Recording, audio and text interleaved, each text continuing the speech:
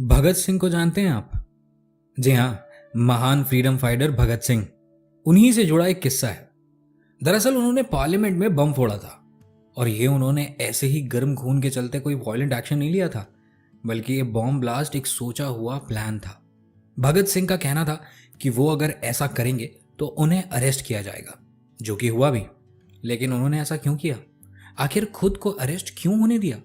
दोस्तों, भगत सिंह का मिशन था यूथ तक अपना पॉइंट ऑफ व्यू पहुंचाना, और इसके लिए वो न्यूज़पेपर का सहारा लेना चाहते थे।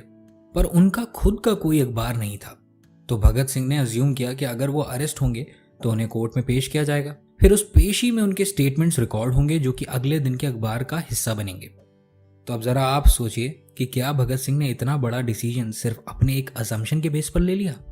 जी नहीं, दरअसल उनका असम्पशन सच होगा, ये उनका एक बहुत स्ट्रांग इंसाइट था, और इस इंसाइट के बेसिस पर ही इन्होंने इतना बड़ा कदम उठाया जिसके रिजल्ट से हम सब वाकिफ हैं। नमस्कार दोस्तों, मेरा नाम है देवांग तिवारी और स्वागत है आपका नई पेशकश में। आज आपके सामने हाजिर हूं एक नई बुक समरी को लेकर। जी हाँ, आज हम बात करने वाले हैं गैरी क्लीन की लिखी हुई किताब सीइंग व्हाट अदर्स डोंट के बारे में, और इस बुक समरी को लिखा है सार्थक तिवारी ने। और दोस्तों, मेरा भी एक बहुत स्ट्रांग इंसाइट है कि ये बुक समरी आपके बहुत काम आने वाली है, तो अंत तक बने रहिएगा। जानते हैं कि मेरा ये इंसाइट क्यों है? दरअसल कभी कभी होता है ना कि आपको किसी चीज पर बड़ा स्ट्रांग बिलीव हो जाता है, जैसे कि जहन में कुछ ऐसी बात आती है जिसे आप अनसुना नहीं कर पाते। साफ शब्दों में कहता हूं कि क्या कभी ये डायलॉग कहा है आपने? मेरा दिल कह रहा है कि ऐसा नहीं हो सकता। मुझे पक्का यकीन है कि सुना होगा। दोस्तों, मैं जब भी ये डायलॉग सुनता था तो यही सोचता था कि ये दिल कहता कौन सी लैंग्वेज में है, पर अब जाकर समझ आया कि ये लैंग्वेज होती है इनसाइट्स की। जैसे कि मान लीजिए आप घर से ऑफिस के लिए निकल रहे हैं, तभी आपकी मदर आपको एक छाता पकड़ा दे और आपसे कहे कि उन्हें लग रहा है बारिश होने वाली है, पर आप मना कर दें और बिना छाता लिए चले जाएं। फिर क्या, रास्ते में बारिश हो और आप भीग जाएं। अब देखिए, यहां आपका और आपकी मदर का इंसाइट अलग अलग था, लेकिन क्या लगता है आपको मदर का इंसाइट सही निकला? इसका क्या रीजन था? दोस्तों, जिन इंसाइट्स की हम बात कर रहे हैं ये बस कोई गेस नहीं होते।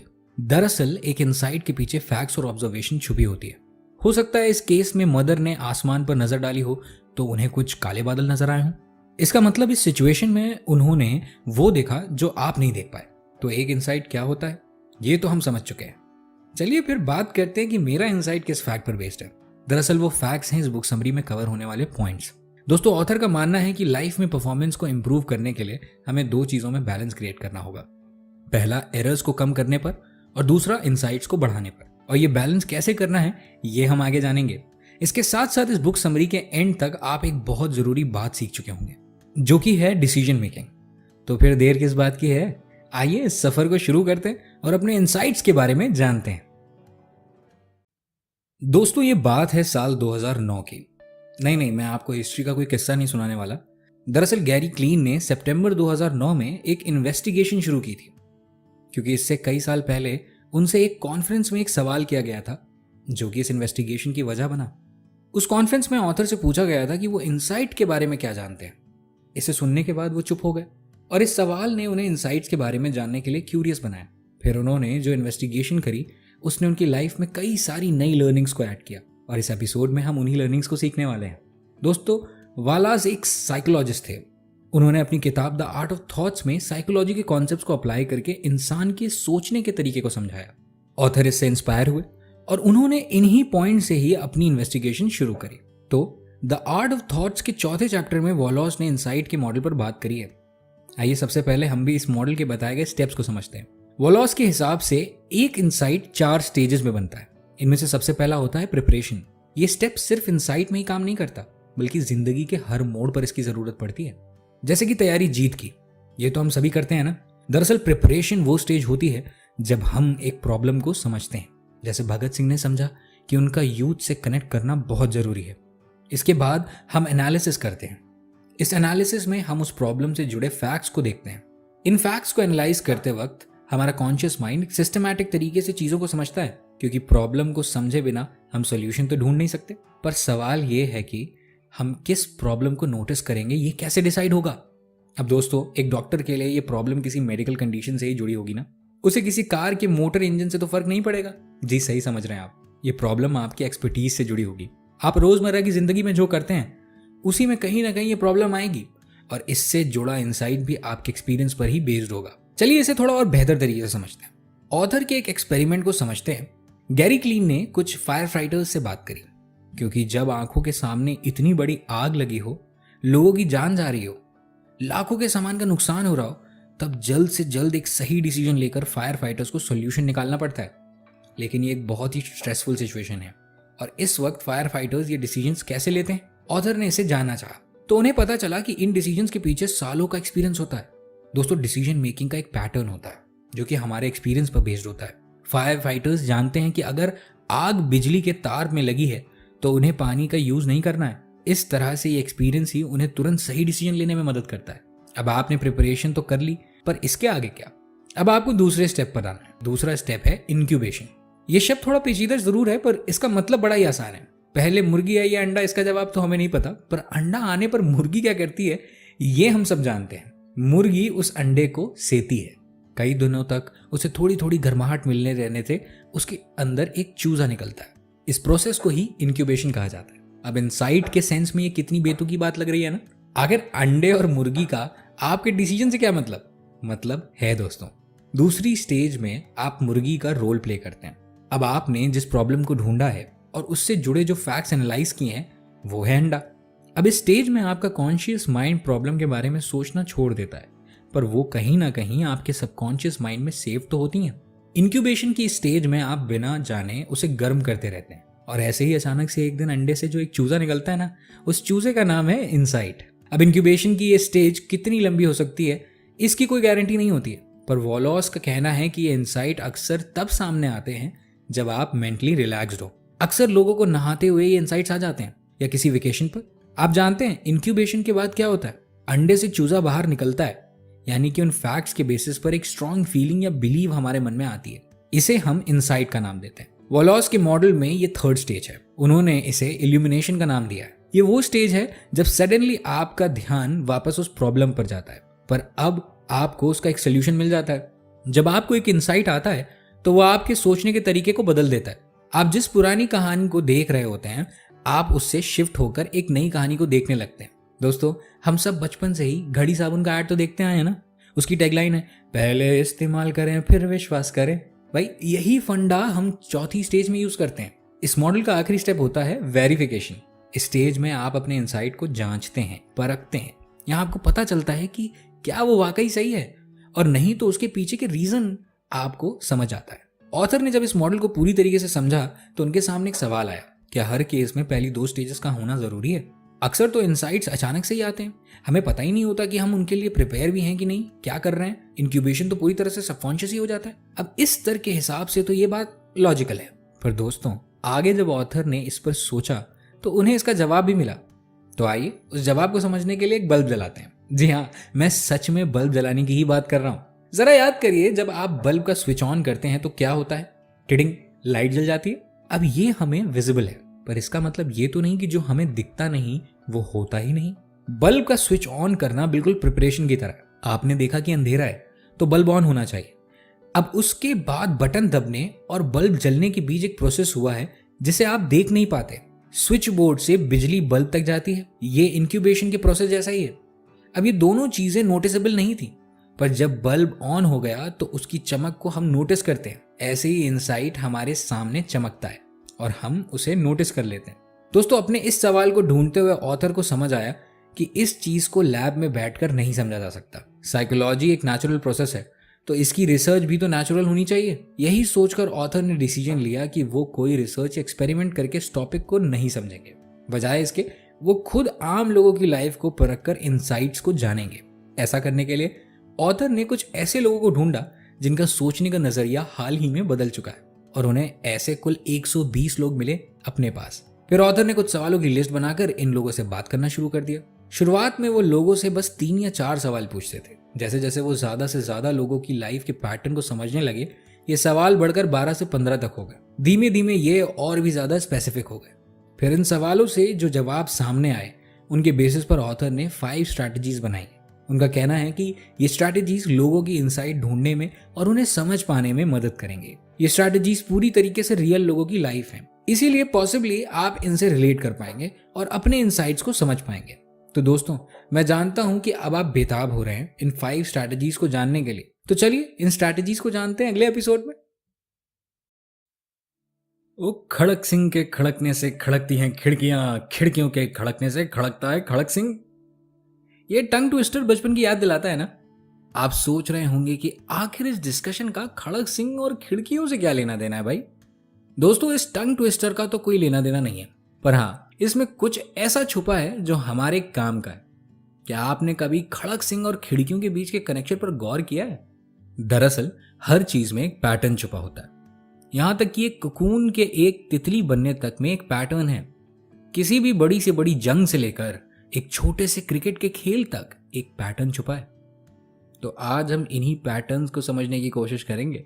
दोस्तों, अगर आपने ये पैटर्न क्रैक कर लिया तो आप इनसाइट्स को अपनी नजरों से साफ साफ देख पाएंगे। और इन पैटर्न्स को डेवलप करने और समझने के हिसाब से ये ऑथर की पहली 3 स्ट्रैटेजीज हैं, जिनका नाम है कनेक्शन, कोइंसिडेंस और क्यूरियोसिटी। तो सबसे पहले बात करते हैं कनेक्शन की। अब इसे समझने के लिए आपको एक ताश का घर बनाना होगा। हकीकत में नहीं, बस इमेजिन कर लीजिए कि आपके सामने एक ताश का घर है। अब जरा गौर करिए कि वो टिका हुआ कैसे है। आप नोटिस करेंगे कि हर एक पत्ता दूसरे से कनेक्ट हो रहा है। ऐसे ही लाइफ में इवेंट्स के बीच कनेक्शन होता है। एक इवेंट दूसरे से जुड़ा होगा और वहीं एक पैटर्न बनाएगा। फिर इन पैटर्न्स को समझकर ही आप इनसाइट को देख पाएंगे। उसके बाद दूसरी स्ट्रैटेजी है कोइंसिडेंस। जैसे कि आज मैं बाजार गया, मैंने सामने एक हलवाई की दुकान देखी। वहां एक बड़ी सी कढ़ाई में धीमी आंच पर समोसे तले जा रहे थे। उन समोसों को कढ़ाई में खौलते तेल में डुबकियां लगाते देखकर मेरे मन में तो लालच उमड़ आया। पर जब जेब में हाथ डाला तो खाली थी। इत्तेफाक से उसी वक्त एक पुराना दोस्त वहां दिख गया और मुझसे मिलकर वो बहुत खुश हो गया। फिर बातों बातों में उसने मुझे समोसा भी ऑफर कर ही दिया। तो दोस्तों, ये समोसे का किस्सा आपको लालच दिलाने के लिए बिल्कुल नहीं था, बल्कि एक बात समझाने के लिए था। आपने गौर किया क्या? मैंने कहा उस जगह मेरा दोस्त मुझे इत्तेफाक से मिल गया। ये जो इत्तेफाक होते हैं ना, इन्हें ही हम कोइंसिडेंस कहते हैं। अब दोस्तों, मेरे समोसे को देखने, मेरी जेब में पैसे ना होने और दोस्त के उसी वक्त उस जगह पर होने में कोई डायरेक्ट कनेक्शन तो है नहीं, पर ये चीजें आपस में रिलेट कर रही हैं। ऐसे ही कोइंसिडेंसेस भी होते हैं। ये रेलेवेंट चीजें जब बार बार होती हैं तो हमारा एक इनसाइट डेवलप करने लगती हैं। और ऐसा ही किस्सा मेरे साथ 3 बार हुआ। लेकिन जब ये बार बार होने लगा तो मैं सोच में डूब गया कि आखिर ऐसा क्यों हो रहा था। फिर ये सोच एक सवाल बन गई और अब मैं तीसरी स्ट्रैटेजी पर था। जी हाँ, मैं क्यूरियस था। लाइफ में क्यूरियोसिटी सबको ही होती है। हर कोई कुछ ना कुछ जानना ही चाहता है और ये क्यूरियोसिटी हमें इनसाइट्स के करीब ले जाती है। आपको पता है नील आर्मस्ट्रॉन्ग को चांद पर कौन ले गया था? बेशक आप जवाब देंगे कि वो तो रॉकेट में बैठकर गए थे। ये फैक्ट बिल्कुल सही है, पर उस रॉकेट से चांद तक का सफर पूरा हो पाया एक क्यूरियोसिटी की वजह से। यानी कि कोई क्यूरियस था कि आखिर चांद पर होना कैसा लगता होगा, चलो वहां तक पहुंचा जाए और उसके लिए कुछ बनाया जाए।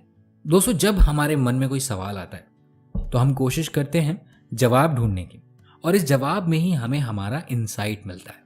इन तीनों स्ट्रैटेजीज का मतलब क्या है, ये तो हम काफी हद तक समझ गए हैं। अब ये इंसाइट्स को कैसे देखने में मदद करेगी हम ये जानते हैं। तो दोस्तों, आइए अब आपको एक कहानी सुनाता हूं। शहर से हजारों कोस दूर समुद्र के बीचों बीच 7 छोटे छोटे आइलैंड्स थे। एक समय पर वहां राजा आलू सिंह का राज था। उसके बाद उन्होंने वो राज अपने 3 बेटों में बांट दिया। बड़े बेटे राजा कालू सिंह थे, मंझले थे राजा लालू सिंह और सबसे छोटे थे राजा चालू सिंह। इन तीनों भाइयों को 2-2 आइलैंड पर राज करने को मिला और एक आखिरी आइलैंड जो बचा था वो आलू सिंह के दूर के भाई के बेटे टुनटुन ठाकुर के हिस्से आ गया। अब कालू लालू चालू में तो आपस में बहुत प्यार था, इसलिए उन्होंने अपने राज्यों में कोई भी बॉर्डर नहीं बनवाया था। पर टुनटुन ठाकुर ने राजा बनते ही बाकी के 6 आइलैंड से जुड़ने वाली नदी में खतरनाक मगरमच्छ छोड़ दिए। वो बहुत बड़े थे और उनके दांत बिल्कुल एक आरी जैसे नुकीले थे। जब ये बात तीनों भाइयों को पता चली तो वो सोचने पर मजबूर हो गए कि टुनटुन ठाकुर ऐसा कर क्यों रहा है। ऐसी सिक्योरिटी तो तब चाहिए होती है जब आप दुश्मनों से घिरे हो। अब तीनों भाई अपने अपने महल में बैठे इस बारे में सोच रहे थे। तभी बड़े भाई कालू सिंह ने इस इंफॉर्मेशन को एक पुराने किस्से से जोड़ा। उन्होंने फैक्ट्स को आपस में जोड़ा। टुनटुन सिंह को जो राज मिला वो इन तीनों भाइयों में बंट सकता था, पर तीनों भाइयों बिना सेल्फिश हुए उसे टुनटुन के पास जाने दिया और बदले में टुनटुन सिंह ने क्या किया, नदी में मगरमच्छ छोड़ दिए। कालू सिंह के सामने एक इंसाइट साफ नजर आने लगा। वो समझ गए कि टुनटुन इन तीनों भाइयों पर हमला कर सकता है। उसी वक्त लालू सिंह के पास एक खबर आई। उन्हें पता चला कि टुनटुन सिंह एक रिश्तेदार की शादी में गए हैं। इस रिश्तेदार में कुछ समय पहले ही लालू सिंह की बहस हो गई थी। लालू सिंह ने सोचा कि ये तो एक इत्तेफाक की बात है। फिर उन्होंने इस इत्तेफाक में छुपे पैटर्न पर गौर किया तो उन्हें पता चला कि टुनटुन सिंह उन सभी राजा से मिल रहे हैं जो आलू सिंह और उनके बेटों के दुश्मन हैं। थोड़ी देर में मंझले राजा के सामने भी एक क्लियर इनसाइट था, लेकिन तीसरा भाई इन सब बातों से थोड़ा अनजान था। तो बस अपने कमरे में बैठा सोचता रहा कि आखिर ऐसा हो क्यों रहा है। इसका जवाब ढूंढने के लिए चालू सिंह खुद फैक्ट्स को ढूंढने लगे और जांच पड़ताल करने लगे। ये करते हुए उन्हें जवाब मिला कि राजा टुनटुन सिंह असल में तीनों भाइयों से नफरत करते हैं और उन पर हमला कर उनका राज्य छीन लेना चाहते हैं। अब तीनों भाई एक ही इंसाइट पर पहुंचे। उन्होंने तुरंत अपने मंत्रियों से बात करके अपनी अपनी सेना टुनटुन ठाकुर के राज्य पर भेज दी, और इससे पहले टुनटुन कोई कदम उठाता उसका राज्य मिट्टी में मिल चुका था। तो दोस्तों, इस कहानी में तीनों भाइयों को एक एक इंसाइट मिला। ये इंसाइट उनके काम भी आया, और आप अगर गौर करेंगे तो तीनों सेम इंसाइट पर पहुंचे, पर तीनों के तीनों अलग तरीके से। जैसे कि पहले भाई ने कनेक्शन स्ट्रैटेजी को यूज किया और इंसाइट तक पहुंच गया।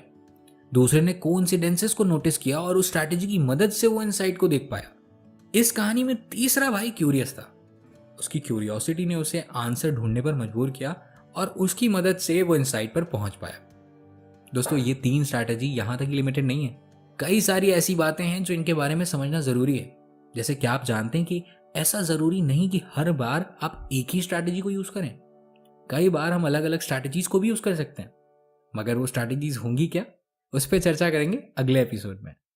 सूरज सर पर है। दोनों टीम के कैप्टन मैदान पर आ चुके हैं। अंपायर ने सिक्का उछाला और आया हेड्स। पहली टीम ने टॉस जीतकर बल्लेबाजी करने का फैसला किया है। दोस्तों, क्रिकेट के मैच में जब टॉस होता है तो कुछ ऐसे ही कमेंट्री चल रही होती है ना। आपको पता है इस टॉस में सबसे इंपॉर्टेंट चीज क्या है? सिक्का। क्योंकि हर सिक्के के 2 पहलू होते हैं बाबू मोशाय।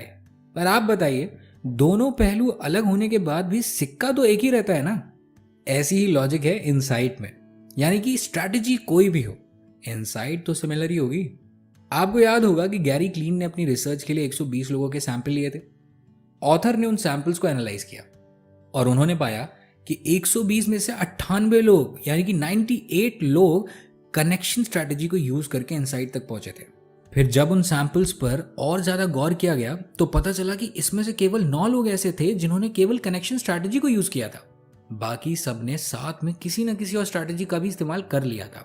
अब दोस्तों, ऐसा इसलिए होता है क्योंकि आप इन स्ट्रैटेजीज को पूरी तरह से कंट्रोल नहीं कर सकते। ये कोई मैथ्स का सवाल नहीं है जहां आपको पता है कि 2 दूनी 4 होगा, या एक सवाल को सॉल्व करने के लिए एक सेट फॉर्मूला ही लगाना होगा। साइकोलॉजी अलग तरह से काम करती है। हो सकता है जो स्ट्रैटेजी आपके लिए यूजफुल हो वो मेरे लिए काम ही ना करे।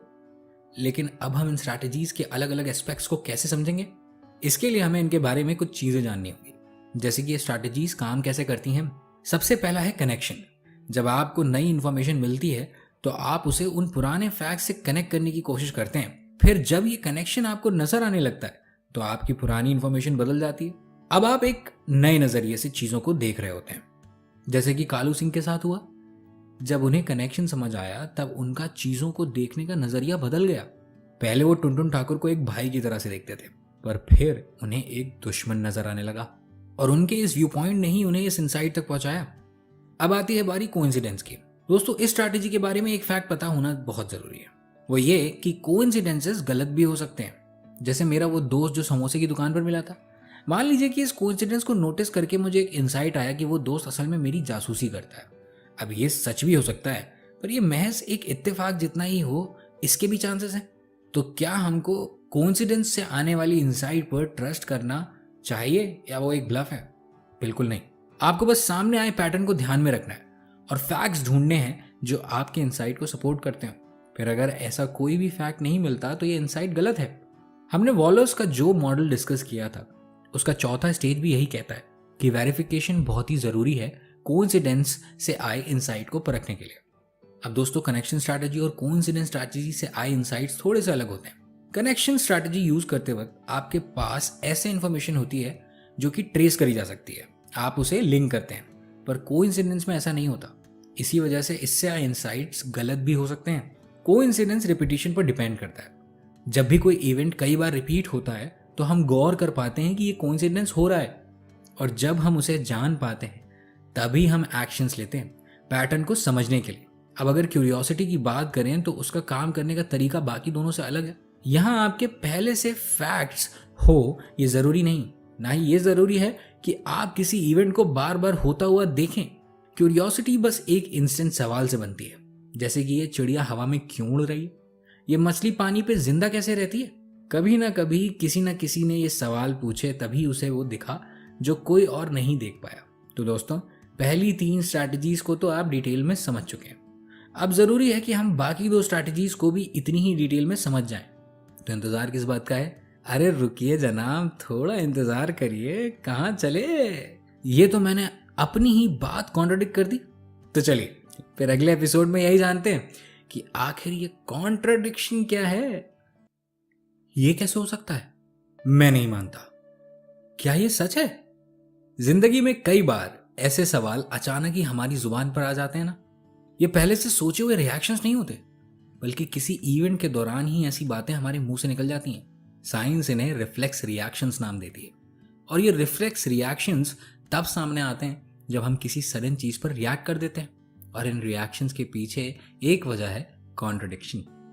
हेलो दोस्तों, मेरा नाम है देवांग तिवारी और आप सुन रहे हैं गैरी क्लीन की लिखी सीइंग व्हाट अदर्स डोंट की बुक समरी, जिसे अडैप्ट किया है सार्थक तिवारी ने। जी हाँ दोस्तों, एक कॉन्ट्रडिक्शन ही इनसाइट्स को ढूंढने की चौथी स्ट्रैटेजी है। तो आइए एग्जाम्पल्स की मदद से इसका मतलब जानने की कोशिश करते हैं। इमेजिन करिए कि आप आज से कई हजार साल पहले एक अर्ली ह्यूमन की लाइफ जी रहे हैं। आपकी जिंदगी का एक ही गोल है, जिंदा रहना। उस वक्त अगर मैं आता और आपसे कहता कि आज से हजारों साल बाद आप इंटरनेट और स्मार्टफोन जैसी चीजें देखेंगे, तो आप कहते ऐसा हो ही नहीं सकता। अच्छा, जरा कोरोना पैंडेमिक को याद करिए। जब देश पूरे 2 साल के लिए बंद था, जब लॉकडाउन लगा था, तो हमने सोचा था कि इंडिया इतने लंबे समय के लिए बंद हो ही नहीं सकता, पर हुआ ना। दोस्तों, इन दोनों ही जगह हमारे ओपिनियन कॉन्ट्रडिक्ट हुए। यानी कि जब हम कोई ऐसी चीज नोटिस करते हैं जो हमारे बिलीव से बहुत अलग है, तो हम उसे मानने से मना कर देते हैं, और इसी से एक रिफ्लेक्स रिएक्शन क्रिएट होता है। शायद ये चीजें जो हम नोटिस करते हैं वो हमें बिल्कुल भी सेंसिबल नहीं लगती, इसी वजह से हम उन्हें एक्सेप्ट नहीं कर पाते। पर जब हम उन्हें एक्सेप्ट कर लेते हैं तब क्या होता है? ये कॉन्ट्रडिक्शन हमें तुरंत एक नई कहानी दिखाने लगते हैं। वो कहानी जो हमें बताती है कि अभी तक के हमारे बिलीव्स गलत हैं। आइए किस्से की मदद से समझें। एक रात की बात है। एक सुनसान गली के पास कुत्ते के भौंकने की आवाज आ रही थी। उस आवाज के साथ ही नीली और लाल बत्ती चमक रही थी। गली से कुछ दूर ही पुलिस की एक गाड़ी खड़ी थी। उस गाड़ी के पास 2 हवलदार बैठे थे। वो रोज रात वहीं पेट्रोलिंग किया करते थे। उस रात एक हवलदार ने देखा कि गली के पास एक शानदार कार खड़ी है। उस कार के पास ही एक आदमी सूट बूट पहना खड़ा था। देखने में कोई बहुत बड़ा बिजनेसमैन लग रहा था। अब दोनों हवलदारों की नजरें वहीं टिक गई, मानो कि उनकी जुबान उस कार की तारीफ करके घिसी जा रही थी। फिर उस बिजनेसमैन ने अपनी जेब से एक सिगरेट निकाली और वो बड़े ही इत्मीनान से गाड़ी पर टेक लगाकर सिगरेट पीने लगा। तभी पहले हवलदार की नजर उस सिगरेट की डिब्बी पर गई। वो बड़ी ही सस्ती सी ब्रांड की थी। दोनों हवलदार चौंक गए कि ऐसा कैसे हो सकता है, एक इतनी महंगी कार रखने वाला आदमी इतनी सस्ती सिगरेट क्यों पिएगा। पहले हवलदार ने तुरंत गन निकाल ली और उस आदमी को धर दबोचा।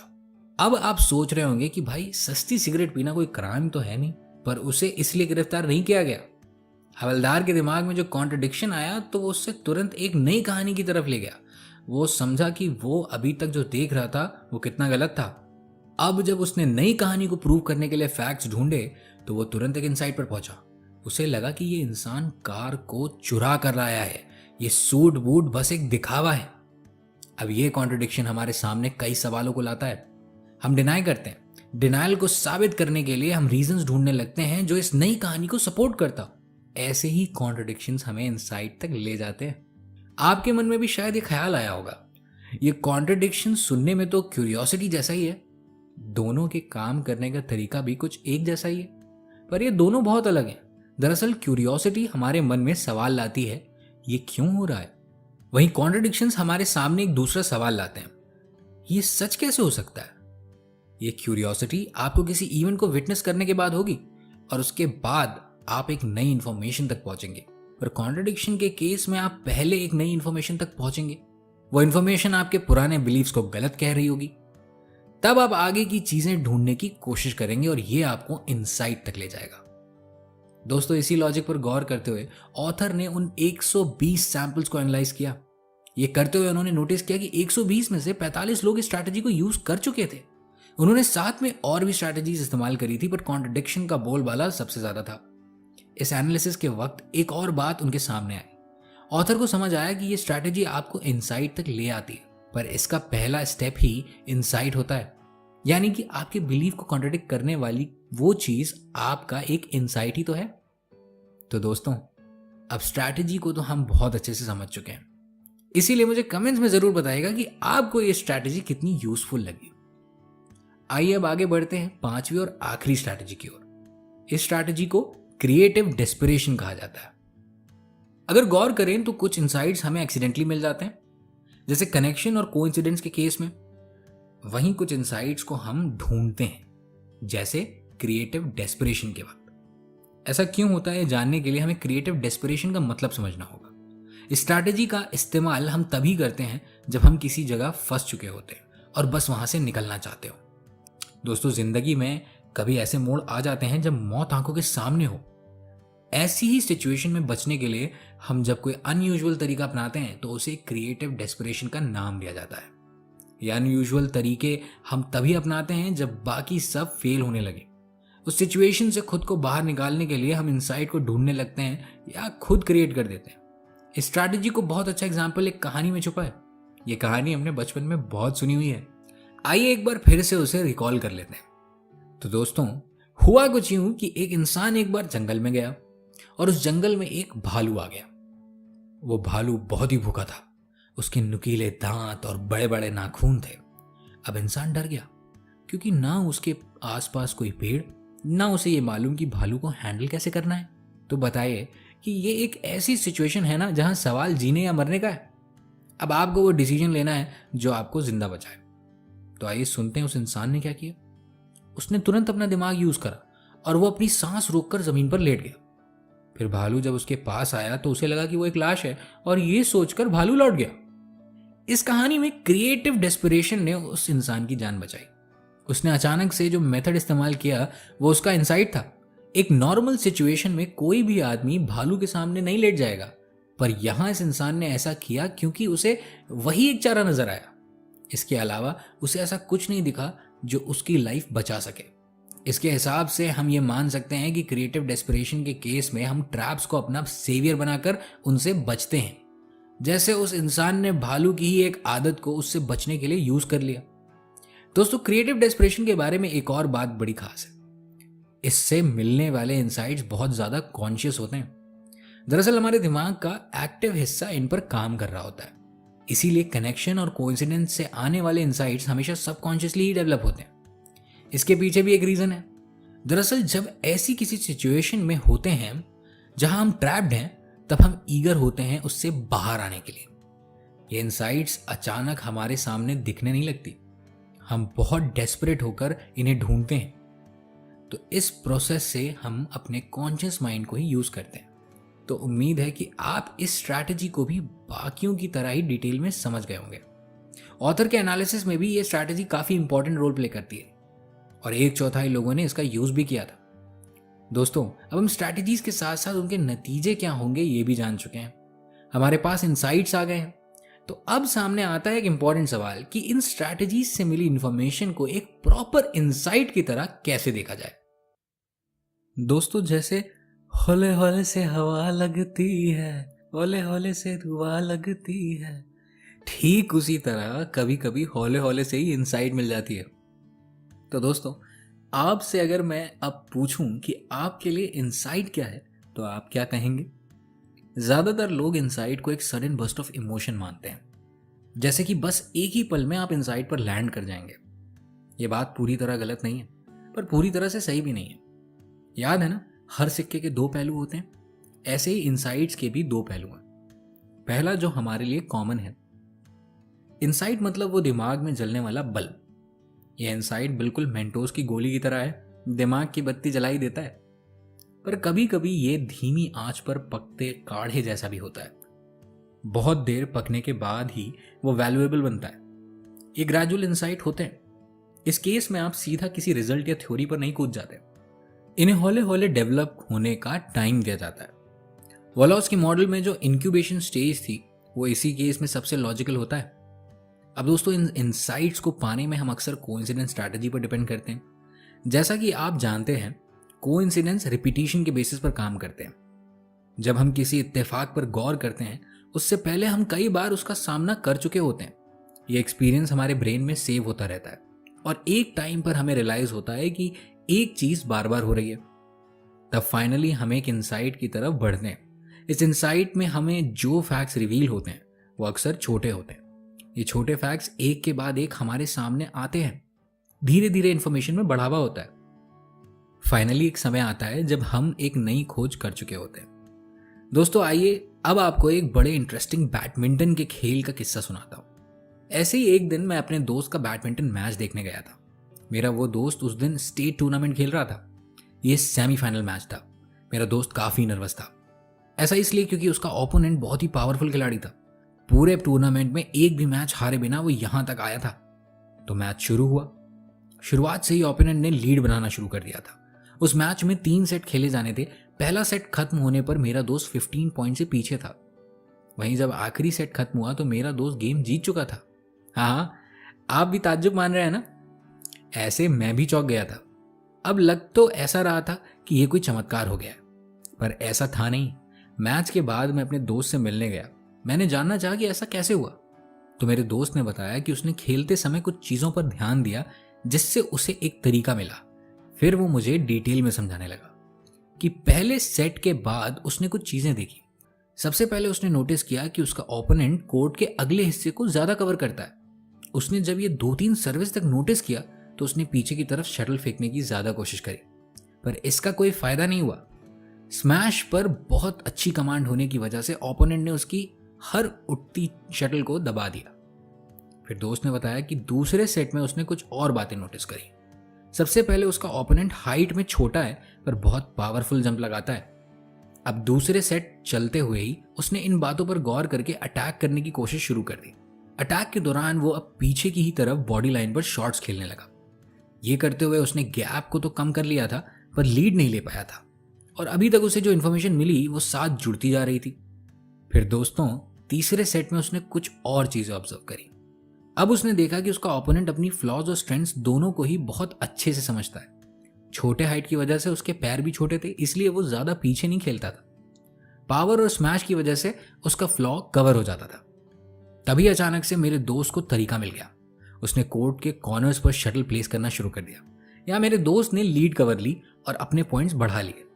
वह ऐसा कर पाया क्योंकि धीमे धीमे जो इन्फॉर्मेशन उसके पास आती गई वो उसे कनेक्ट करता गया। कनेक्ट करके उसे समझ आया कि छोटे पैरों की वजह से उसका ओपोनेंट कॉर्नर्स को जल्दी कवर नहीं कर पाएगा। फिर ये रियलाइज करते ही उसने अपना गेम प्लान बदला और खेल जीत गया। तो दोस्तों, इस किस्से में मेरे दोस्त को अचानक से कोई इंसाइट नहीं आया, बस वो धीमे धीमे इंफॉर्मेशन की रस्सी पकड़कर किनारे तक पहुंच गया। दोस्तों, ऐसे ही धीमे धीमे ऑथर भी अपनी इन्वेस्टिगेशन में आगे बढ़ रहे थे। अपनी स्ट्रैटेजीज के कॉन्सेप्ट को पूरी तरह से परखने के बाद अब ऑथर दूसरे स्टेप पर आ रहे थे। उन्हें जानना था कि आखिरकार लोग इनसाइट्स को एक क्लिक में आने वाली चीज की तरह क्यों समझते हैं। इसके जवाब को ढूंढने के लिए भी उन्होंने अपनी थ्योरीज का इस्तेमाल ना करके रियल लाइफ के किस्सों को चुना। यहाँ दूसरों के लिए इनसाइट्स की क्या डेफिनेशन है, ऑथर इससे नहीं जानना चाहते थे। वो खुद अपने दिमाग में इनसाइट्स का एक सही मतलब ढूंढ रहे थे। इस जर्नी में ऑथर ने एक डिस्कवरी करी। उनके सामने एक लॉजिक आया। उन्होंने पाया कि इनसाइट्स को एक नजरिए से देखने का रीजन क्या था।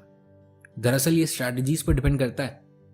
जैसे कनेक्शन और कोइंसिडेंस से आने वाले इनसाइट्स काफी समय लेते हैं, ये सबकॉन्शियसली डेवलप होते थे। वहीं कॉन्ट्रडिक्शन और क्रिएटिव डेस्परेशन से आने वाले इनसाइट्स को हम कॉन्शियसली ढूंढते हैं, इसीलिए वो हमें एक सडन फ्लैश की तरह लगते हैं। उन्होंने ये भी पाया कि उनकी बताई आखिरी 2 स्ट्रैटेजीज एक दूसरे से बहुत अलग हैं। वो कैसे? अब दोस्तों, कॉन्ट्रडिक्शन को देखने का एक तरीका है। हम एक वीक पॉइंट को नोटिस करते हैं और वो इतना स्ट्रांग होता है कि उसे नकार पाना हमारे बस में नहीं, इसीलिए हम उसे इंपॉर्टेंस देते हैं और वो हमें इनसाइट। हालांकि क्रिएटिव डेस्परेशन के केस में उल्टा होता है। हम उस पॉइंट को जस्टिफाई करने की कोशिश करने के बजाय उसे तोड़ने की कोशिश करते हैं ताकि हम उस ट्रैप से बाहर निकल सकें। इन थ्योरीज के बीच के डिफरेंस को समझकर ऑथर को एक बात समझ आई। उन्होंने एक मॉडल बनाया। इस मॉडल में साफ तौर पर समझ आया कि पहली 3 स्ट्रैटेजी आखिरी 2 से डिफरेंट क्यों है। दोस्तों, जैसा कि इस एपिसोड की स्टार्टिंग में मैंने आपसे कहा था कि मैं आपको एक राज की बात बताऊंगा, अब उस बात को आपके सामने रखने का बिल्कुल सही समय है। तो क्या आप तैयार हैं? दोस्तों, दरअसल ये स्ट्रैटेजीज इसलिए अलग हैं क्योंकि इनके ओरिजिन्स अलग अलग हैं। हर इनसाइट को ढूंढने का हमारा मोटिवेशन अलग होता है।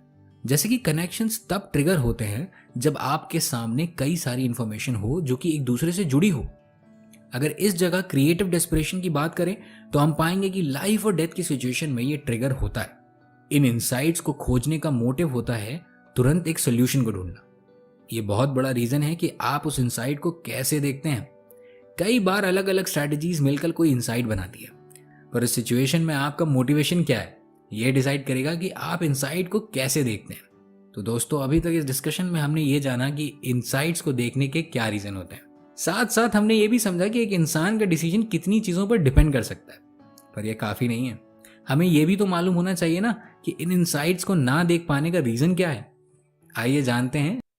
मैं तो रास्ते से जा रहा था, मैं तो भेलपूरी खा रहा था, तभी सामने आया एक इनसाइट। जी हाँ दोस्तों, हमारी रोजमर्रा की जिंदगी में छोटे छोटे इनसाइट्स हमेशा साथ होते हैं। सुबह की चाय और न्यूज़पेपर से लेकर रात में सोने से पहले तक हम कई इनसाइट्स का सामना करते हैं। ये अक्सर बहुत ही छोटी छोटी बातों को लेकर हो सकते हैं, जैसे कि शायद आज बारिश हो सकती है, या फिर अरे मैं तो चाबी कार में ही रखकर आ गया हूं। इन इनसाइट्स की वैसे तो उतनी खास इंपॉर्टेंस नहीं है, पर ये छोटे छोटे इनसाइट्स बताते हैं कि आपका सिस्टम सही तरह से काम कर रहा है या नहीं। हेलो दोस्तों, मेरा नाम है देवांग तिवारी और आप सुन रहे हैं गैरी क्लीन की लिखी सीइंग व्हाट अदर्स डोंट की बुक समरी, जिसे अडैप्ट किया है सार्थक तिवारी ने। अब दोस्तों, एक अहम सवाल हमारे सामने आता है।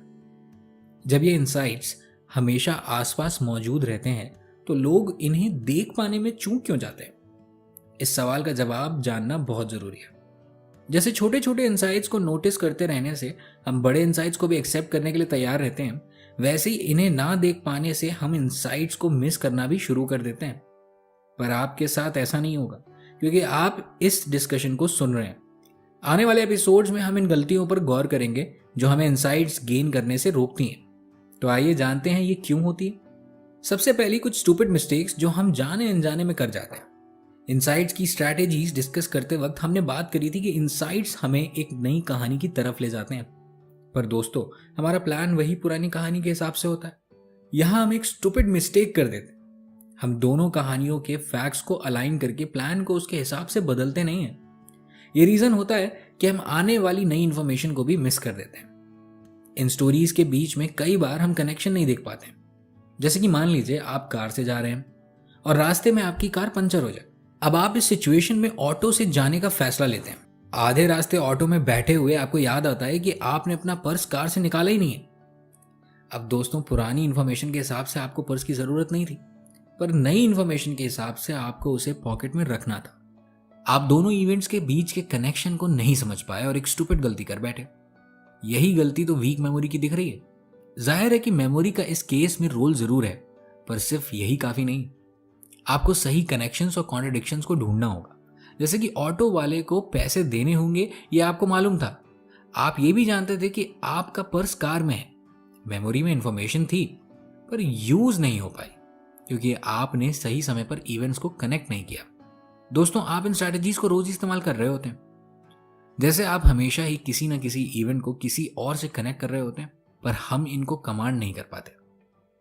इसके लिए दोस्तों जरूरी है कि आप इन स्ट्रैटेजीज को थोड़ा सा कॉन्शियस होकर देखें। ऐसा करने से आप स्टूपिड मिस्टेक से बच पाएंगे। अब दोस्तों, सही इंसाइट को ना देख पाने का रीजन कई बार यह भी होता है कि हम गलत इंसाइट्स को सही मान लेते हैं। तो चलिए जानते हैं सेठ चंदू चौधरी ने यह गलती कैसे करी और हम उसे ठीक कैसे कर सकते हैं। सेठ चंदू चौधरी रायपुर के बहुत बड़े व्यापारी थे। उन्हें शेयर मार्केट में पैसा इन्वेस्ट करने का बड़ा शौक था और इससे उन्हें कई बार फायदा भी हुआ। लेकिन एक बार सेठ जी एक गलती कर बैठे। उन्होंने देखा कि एक नई कंपनी है और अचानक से बहुत पॉपुलर हो गई है। बस फिर क्या, उन्होंने एक बहुत मोटी रकम उस कंपनी में लगा दी। फिर कुछ समय के अंदर ही कंपनी डूब गई, जिसके बाद उस कंपनी के मालिक और को फाउंडर की आपस में कुछ बहस हुई और कंपनी के दरवाजे पर ताला लग गया। अब आप सोच रहे होंगे कि इसमें चंदू सेठ ने ऐसी कौन सी गलती कर दी, ये तो किसी भी कंपनी के साथ हो सकता था। तो दोस्तों, सेठ चंदू जी ने वही गलती करी जो हम सब अक्सर इनसाइट्स के साथ करते हैं, यानी कि वॉलॉस के मॉडल के चौथे पॉइंट को इग्नोर करने की। दोस्तों, इन्वेस्टमेंट्स हो या इनसाइट का वेरिफिकेशन, दोनों ही चीजें करनी बहुत जरूरी है। बिना ये चेक किए कि आपकी इंफॉर्मेशन सही है या नहीं, आपको एक डिसीजन तक नहीं पहुंचना चाहिए। अगर हम वेरिफिकेशन को डेली लाइफ का एक पार्ट बना लें तो काम बहुत आसान हो जाए। ऐसा करने से हम इनसाइट में होने वाली गलतियों से बच सकते हैं। ये दो ऐसी बातें थी जो काफी नॉर्मल थी। इन चीजों को हम फिक्स कर सकते हैं। जरूरत है बस थोड़ा सा सावधान रहने की। इन पॉइंट्स को समझने के साथ साथ ऑथर ने और ज्यादा डिटेल इन्वेस्टिगेशन शुरू कर दी। वो तलाशने लगे कि आखिर ऐसा क्या रीजन है जो सक्सेस और फेलियर के बीच में डिफरेंस को बनाते हैं। तो ये करते हुए ऑथर को 4 रीजंस मिले जिनकी वजह से हम इनसाइट को मिस कर सकते हैं या वो गलत हो सकते हैं। आइए एक एक करके इन चारों रीजन को समझते हैं। इनमें से सबसे पहला रीजन है बिलीव्स में फ्लॉ होना। जब हम किसी ऐसे बिलीफ में फंसे होते हैं जो बहुत स्ट्रांग हो तो हम अक्सर इनसाइट को मिस कर देते हैं। जब हम फ्लॉड थ्योरीज को मानने लगते हैं तब उन्हें जस्टिफाई करने की कोशिश करते हैं। वो इन्फॉर्मेशन जो हमें इनसाइट तक ले जा सकती है, हम उसे इग्नोर कर देते हैं। अक्सर लोग खुद को ऐसे एक्सप्लेनेशन देते हैं जो उनके फ्लॉड बिलीफ को जस्टिफाई कर दे। उसे सुलझाने के लिए ऑथर का एक सजेशन है, हमें थ्योरीज की जगह डेटा पर ध्यान देना चाहिए। दोस्तों, हमारा बिलीफ गलत हो सकता है पर डेटा के गलत होने के चांसेस कम है। इसका मतलब ये नहीं कि हमें डेटा पर भी आंख बंद करके भरोसा कर लेना चाहिए। डेटा भी गलत हो सकता है पर उसे परखना पॉसिबल होता है। इसका सबसे अच्छा तरीका है डेटा के सोर्स को वेरीफाई करना। अगर आपका डेटा एक जेन्युइन सोर्स से लिया गया है तो उसके करेक्ट होने की चांसेस बहुत ज्यादा है। दूसरा रीजन जिसकी वजह से हम इनसाइट को मिस कर सकते हैं वो है एक्सपीरियंस की कमी। हमने शुरुआत में ही ये बात करी थी कि एक्सपर्टीज की इंपॉर्टेंस को लेकर। अगर आप किसी टॉपिक पर एक्सपीरियंस नहीं रखते तो आप उससे जुड़े इनसाइट्स को नहीं देख पाएंगे। जैसे मेरे दोस्त के बैडमिंटन मैच में भी जो चीजें उसने ऑब्जर्व करी वो मैं नहीं कर पाया। ऐसे ही उस हवलदार ने तुरंत समझ लिया कि वो बिजनेसमैन कार चोरी करके आया है। वो दोनों ही लोग अपनी फील्ड में एक्सपीरियंस थे, इसीलिए वो इनसाइट्स को देख पाए। अब दोस्तों, बढ़ते हैं तीसरे रीजन की ओर। हमारा एटीट्यूड उस इंफॉर्मेशन की तरफ कैसा है ये भी इनसाइट को देख पाने में मैटर करता है। अगर आप पैसिव एटीट्यूड रखते हैं तो जाहिर सी बात है कि आप इनसाइट को मिस कर देंगे। हमें इंफॉर्मेशन की तरफ एक एक्टिव अप्रोच रखनी होगी, लगातार उसे प्रोसेस करना होगा और सारे फैक्ट्स को अटेंशन देनी होगी, वरना हम कनेक्शंस को ढूंढ पाने में चूक जाएंगे। एक्टिव एटीट्यूड हमें परसिस्टेंट बनाता है। परसिस्टेंस के बिना किसी भी चीज को अचीव करना मुश्किल है। कोई भी इनसाइट एकदम से हमारे सामने नहीं आ जाएगी। एक्सीडेंटल इंसिडेंट्स को भी नोटिस करने के लिए हमें उसे एक्टिवली अप्रोच करना होगा और एक्शन लेना पड़ेगा। तो कॉन्ट्रडिक्शन कितनी इंपॉर्टेंट स्ट्रैटेजी है ये अब आप समझ चुके हैं। और ऑथर का चौथा रीजन भी इसी से जुड़ा हुआ है। आप किसी कॉन्ट्रडिक्शन को कैसे एक्सेप्ट करते हैं, इसका आपके इनसाइट्स पर फर्क पड़ता है। कई बार लोग अपने परसेप्शन फिल्टर की वजह से कॉन्ट्रडिक्शन को एक्सेप्ट नहीं करते। अब ये परसेप्शन फिल्टर क्या होते हैं? साइकोलॉजी के हिसाब से ये कुछ ऐसे परसेप्शन के चश्मे होते हैं जो हमें चीजों के पीछे छुपे लॉजिक को नहीं देखने देते। इसकी वजह से हम कॉन्ट्रडिक्शन को कभी सच मानते ही नहीं। हम एक्सेप्ट ही नहीं करते कि हमारी स्टोरी गलत भी हो सकती है। दोस्तों, ये चारों रीजंस काफी प्रैक्टिकल है, इसीलिए मुझे कमेंट्स में जरूर बताइएगा कि आप इनमें से किस रीजन से सबसे ज्यादा रिलेट करते हैं। और इनके अलावा भी कई ऐसी चीजें हैं जो हमें गलत इंसाइट्स तक ले जाती हैं या उन्हें मिस करवा देती हैं। जैसे कि हम सभी को एक ना एक दिन एक ऑर्गेनाइजेशन का हिस्सा बनना है। कई बार ये ऑर्गेनाइजेशन इंसाइट्स की दुश्मन बन जाती हैं। अब आप सोच रहे होंगे कि वो कैसे? सामने एक बड़ी सी बिल्डिंग है, उसके चारों तरफ शीशे लगे हैं और आगे एक बड़ा सा लॉन है। इस बिल्डिंग में हजारों लोग बैठे हैं। यहाँ पूरे दिन बस कीबोर्ड और माउस की टिक टिक टिक टिक के साथ बॉस की खिट पिट सुनाई देती है। जी हाँ, ये एक ऑर्गेनाइजेशन का दफ्तर है और ये हजारों लोग हैं ह्यूमन रिसोर्स। इनकी वजह से ही कंपनी चल पाती है और इन्हीं में से किसी ऑर्गेनाइजेशन के लिए एक रिसोर्स आप और मैं भी हैं। अब दोस्तों, आप खुद बताइए, एक ऑर्गेनाइजेशन को क्या चाहिए? क्यों वो मुझे या आपको हायर करते हैं? साफ बात है, ग्रो करने के लिए, और हम भी अगर किसी ऑर्गेनाइजेशन से जुड़े रहते हैं तो ग्रोथ ही चाहते हैं। इनसाइट्स इस ग्रोथ में बहुत मदद करते हैं। तो आइए पहले जानते हैं इनसाइट्स को बढ़ावा देने के लिए एक ऑर्गेनाइजेशन का सिस्टम कैसा होना चाहिए।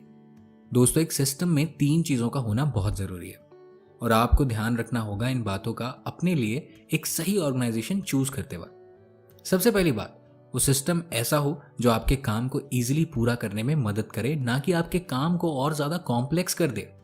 जैसे कि मान लेते हैं एक ऑर्गेनाइजेशन में जो कंप्यूटर सिस्टम है वो कई साल पुराना है। अब आप खुद सोचिए ये आपके काम को कितना स्लो कर देगा। दूसरी जरूरी बात जिसका हमें ध्यान रखना है वो ये है कि इस सिस्टम में लगातार कनेक्शंस ढूंढने का स्कोप हो। हमारा सिस्टम हमें इंफॉर्मेशन देता रहे ताकि हम उसे कनेक्ट करके अपने इंसाइट पर पहुंच सके और ऑर्गेनाइजेशन का अपना बेस्ट काम दे सके। मान लीजिए आपको यही नहीं पता कि आपकी ऑर्गेनाइजेशन का एम क्या है, तो जब आप उसके गोल को जानते ही नहीं तो वहां तक जाने का रास्ता क्यों खोजेंगे। अब तीसरी मगर सबसे जरूरी बात कि वो सिस्टम आपको बेकार डेटा ना दे, यानी कि आपके पास सिर्फ वही इंफॉर्मेशन आए जो आपके काम की हो। क्योंकि जब आपका फोकस अपने काम की इंफॉर्मेशन तक लिमिटेड रहेगा तो आप उसका पूरा इस्तेमाल कर पाएंगे अपने इनसाइट्स में।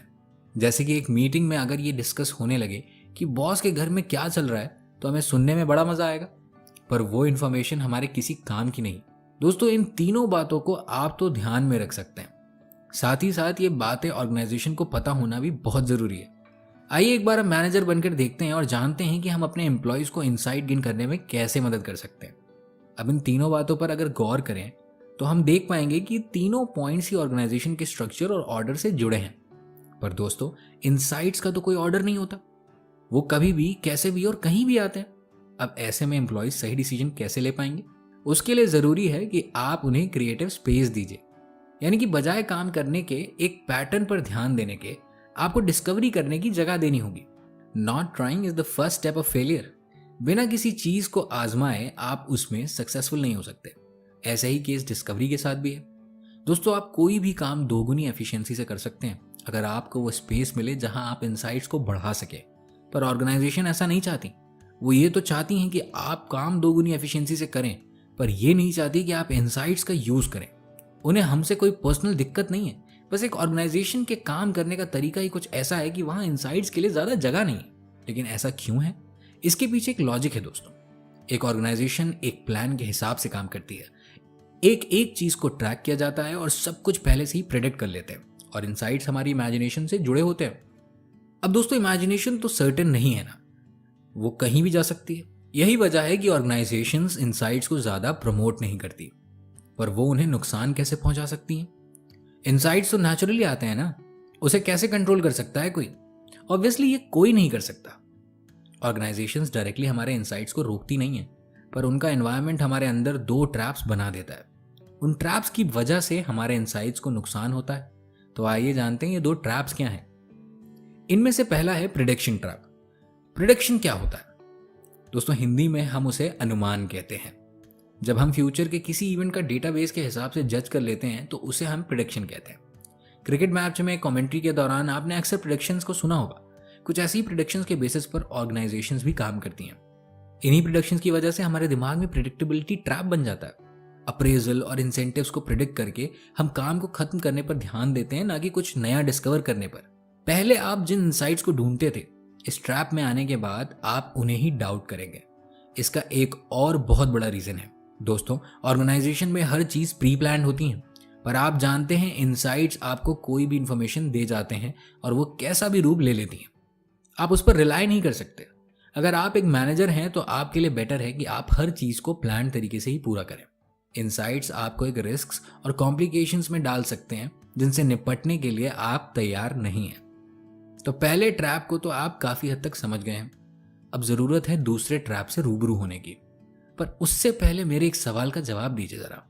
आपके हिसाब से एक परफेक्ट लाइफ क्या होती है? मुझे कमेंट्स में जरूर बताएं। खैर, उसके लिए सबका जवाब अलग अलग होगा, पर एक बात कॉमन है, हर किसी के पास जवाब जरूर होगा, क्योंकि हम सब लाइफ में परफेक्शन चाहते हैं। ऑर्गेनाइजेशंस भी यही चाहती हैं और ये सही भी है। पर दोस्तों, ये परफेक्शन हमारे लिए ट्रैप बन जाता है। ऐसा इसलिए होता है क्योंकि परफेक्शन का जो मतलब हम समझते हैं वो गलत है। हमारे लिए परफेक्शन मतलब एरर्स की कमी होना। हम हमेशा एरर्स को कम करने की ही कोशिश में लगे रहते हैं और सोचते हैं कि हम परफेक्ट हैं। हम ये बात नहीं जानते कि इनसाइट्स हमें परफेक्शन को सही मायने में पाने में मदद करेंगे। आपको याद है, इस डिस्कशन की स्टार्टिंग में हमने परफॉर्मेंस को इम्प्रूव करने के तरीके पर बात करी थी। वो तरीका था एरर्स को कम करने के साथ साथ इनसाइट्स को बढ़ाना। यही वो की है जो आपको परफेक्शन के करीब ले जाएगी। इनसाइट्स कई बार हमें यह बताते हैं कि हम अपने ओरिजिनल प्लान को ही और बेहतर कैसे बना सकते हैं। दोस्तों, परफेक्शन ट्रैप हमें इस ओरिजिनल प्लान में डिस्ट्रैक्ट करता है। हमारा पूरा फोकस इस बात पर होता है कि कैसे इस काम में गलतियां कम करी जाएं, जबकि हमारा फोकस इस बात पर होना चाहिए कि इस प्लान को एग्जीक्यूट करने का सबसे बेस्ट तरीका क्या है। परफेक्शन ट्रैप में फंसकर हम पैसिव हो जाते हैं। आप जानते हैं कि इनसाइट्स के लिए एक्टिव अप्रोच रखना कितना जरूरी है। ये बात बिल्कुल प्रैक्टिकल है और रियल लाइफ में काम आती है, क्योंकि ऑथर ने इन्हें किसी लैब एक्सपेरिमेंट से नहीं समझाया। ऑथर के ऑब्जर्वेशन के हिसाब से लेबोरेटरी में होने वाले एक्सपेरिमेंट्स सिर्फ क्रिएटिव डेस्परेशन के तरीके को ही यूज कर पाते हैं, क्योंकि वहां लोगों को ऐसी सिचुएशन दी जाती हैं जिससे बचने के लिए वो बस इसी मेथड का यूज करते हैं। इसी वजह से कई सारी थ्योरीज सिर्फ इनसाइट्स को एक क्लिक या अचानक से जल जाने वाले बल्ब की तरह प्रेजेंट कर देती हैं। तो अभी तक के डिस्कशन में हम 3 जरूरी बातों को समझ चुके हैं। सबसे पहले कि इनसाइट्स का मतलब क्या होता है और उनके आने पर क्या होता है। दूसरी बात यह कि इनसाइट्स को देखने के लिए हमारा दिमाग काम कैसे करता है। और तीसरी बात यह कि ऐसे कौन से रीजंस हैं जो इन्हें रोकते हैं। और अब दोस्तों, सवाल ये सामने आता है कि इन ट्रैप्स और फ्लॉड बिलीव्स से बचा कैसे जा सकता है, यानी कि हमें ऐसा क्या करना होगा कि हम इनसाइट्स को मिस ना करें। प्रॉब्लम्स के दो आगे प्रॉब्लम्स, प्रॉब्लम्स के दो पीछे प्रॉब्लम्स। अब बताओ कितनी प्रॉब्लम्स। दोस्तों, ये प्रॉब्लम्स तो लाइफ का एक पार्ट है। लाइफ है तो प्रॉब्लम्स हैं, और प्रॉब्लम्स है तो उनका सोल्यूशन भी है। हेलो दोस्तों, मेरा नाम है देवांग और हम बात कर रहे हैं सीइंग व्हाट अदर्स डोंट के बारे में। अभी तक की इस चर्चा में हम इनसाइट्स के बारे में काफ़ी कुछ जान चुके हैं। पिछले 2 एपिसोड्स में हमने ऐसे टॉपिक्स को डिस्कस किया जो हमें हमारे इनसाइट से दूर करते हैं। ये प्रॉब्लम्स बहुत ही जेन्युइन भी थी, पर जैसा कि मैंने कहा, प्रॉब्लम्स हैं तो उनका सोल्यूशन भी है, और अब हम इन्हीं सोल्यूशंस को जानने वाले हैं। इन सभी प्रॉब्लम्स को सॉल्व करने का सबसे पहला तरीका है कि आप ईगरली अपने इनसाइट्स को बढ़ाने की कोशिश करते रहें। जब तक आप खुद एक्शंस नहीं लेंगे, तब तक आप इस काम में सक्सेसफुल नहीं हो पाएंगे। आपको खुद की मदद खुद करनी होगी दोस्तों। आपको याद होगा कि हमने परसेप्शन फिल्टर्स पर बात करी थी। ये हमें कॉन्ट्रडिक्शन को एक्सेप्ट करने से रोकते हैं, पर हमें कॉन्ट्रडिक्टरी व्यूज की जरूरत है। तो सबसे पहले हमें इन फिल्टर्स को हटाना होगा। ये करने के बाद ही हम इस स्ट्रैटेजी को इस्तेमाल कर पाएंगे। पर ये फिल्टर्स एक दिन में नहीं बनते। बचपन से लेकर अभी तक हम कैसी सिचुएशंस में रहे हैं, ये हमारा परसेप्शंस बनाता है। अब इन्हें एक दिन में अचानक से तोड़ देना पॉसिबल तो नहीं है। ये एक बड़ा कॉन्फ्लिक्ट है, पर आपको इस कॉन्फ्लिक्ट को स्प्रिंग की तरह यूज करना होगा। इस स्प्रिंग से उछलकर आप इनसाइट तक पहुंच जाएंगे। ये तो ऑब्वियस है कि कॉन्ट्रडिक्शन आपको फ्रस्ट्रेट करेंगे। अचानक से पता चलना कि आपका बिलीफ गलत है और अब आपको उसके हिसाब से सारा प्लान चेंज करना होगा, ये फ्रस्ट्रेटिंग है। तो अक्सर हम इन्हें डिनाई करेंगे और बचने की कोशिश करेंगे। आपको ऐसा बिल्कुल नहीं करना है। बजाय इसके आपको इन व्यूज को एक्सेप्ट करना है। आप इन्हें एक्सेप्ट करने की कोशिश में जो एविडेंसेस ढूंढेंगे, वही आपको इनसाइट तक ले जाएंगे। अगर आज से कई साल पहले किसी इंसान ने ये एक्सेप्ट ही नहीं किया होता कि अर्थ गोल है, तो आज इसे प्रूव करने के लिए कोई फैक्ट प्रेजेंट ही नहीं होते। इसीलिए हमें जवाब मिलते हैं, बस उन्हें ढूंढना पड़ता है, और ये जवाब ही आपके सामने डिस्कवरी का रास्ता खोल देते हैं। हमारी ये जो इमोशनल अप्रोच है, हमें इसे बदलकर लॉजिक को लाना होगा। क्या हुआ अगर आपका एक बिलीफ गलत है? तो आपके पास मौका है सही बिलीफ को ढूंढने का। बस आपको फ्रस्ट्रेट होने के बजाय क्यूरियस होने की जरूरत है, क्योंकि क्यूरियोसिटी ही आपको एक्यूरेट फैक्ट्स तलाशने में मदद करेगी। इन फैक्ट्स से हमें आइडियाज मिलेंगे, और ये आइडियाज नदी के पानी जैसे होंगे। चलिए बताता हूं कैसे। आपको नदियों के बारे में एक खास बात पता है? वो जब पहाड़ से निकलती हैं तो अपने लिए एक रास्ता बनाती चलती हैं। मान लीजिए कि एक नदी को कोई रास्ता ही ना मिले, ऐसे में तो उसका पानी कहीं भी बहने लगेगा। वैसे ही हमारे आइडियाज हैं। अगर